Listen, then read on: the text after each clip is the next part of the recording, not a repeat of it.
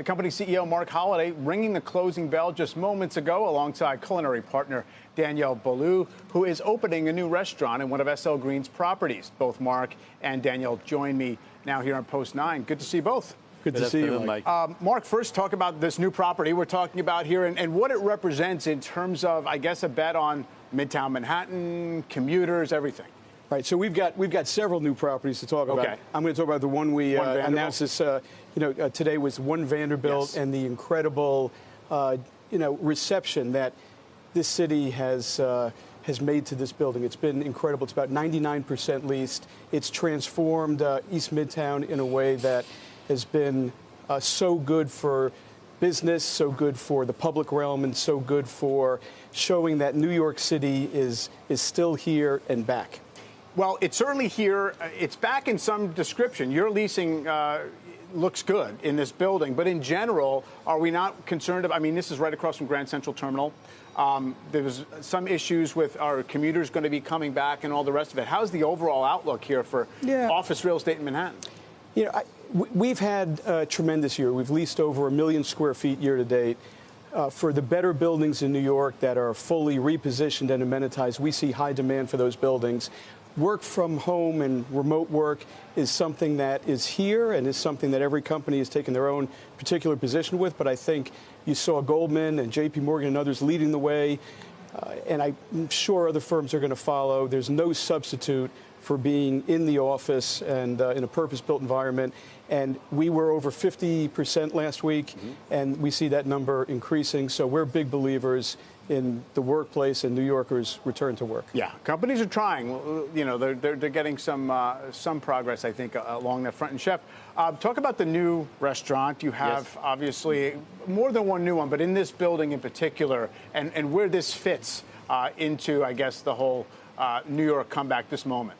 Well, a year and a half ago, we opened Le Pavillon, yes, which was a commitment to Mark to create one of the finest restaurants around Grand Central, but also to really bring something for the tenant there at One Vanderbilt.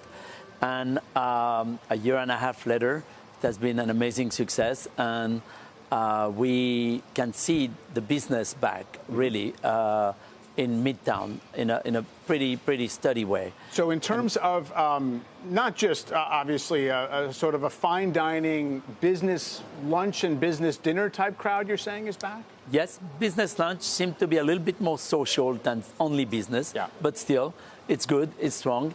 And of course, this week, we're opening a new restaurant, which continues to show the commitment of Mark in New York City and at One Vanderbilt. It's a Japanese restaurant called Joji.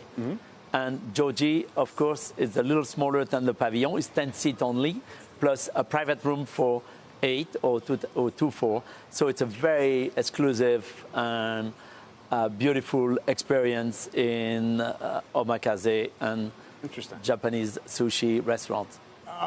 Mark, how does it all fit together? I mean, we still see this idea like in the stock market, the commercial real estate stocks have struggled. People are worried about leverage. People are worried about the fact that leases roll off over a matter of years. It's not just about what's happening today. You don't see that as a big overhang? Look, I've been doing this business now for over 30 years.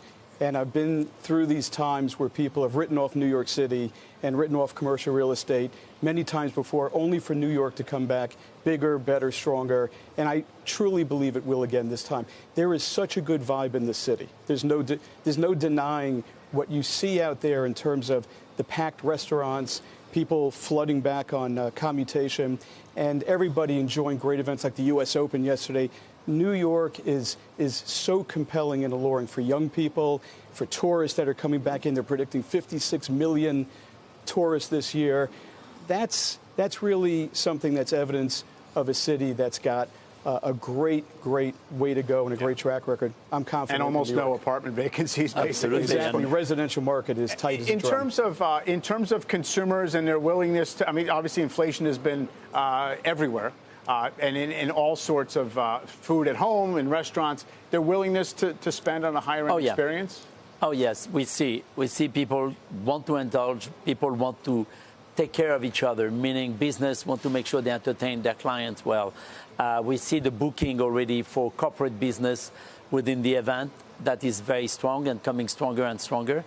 And the social as well.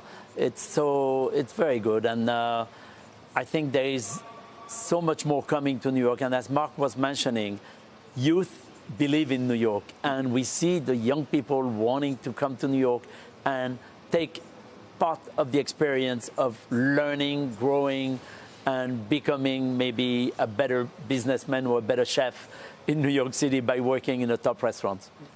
You mentioned the tourism. How much of that is your business across your restaurants in terms of people coming from out of town? We do have a balance of tourism and New Yorkers always. Yeah. But tourism can be from Oklahoma or Georgia or Chicago, and they come regularly to New York and they regularly come to see us. But it's also the summit at One Vanderbilt. Mark, can you explain the summit? Yeah. Well,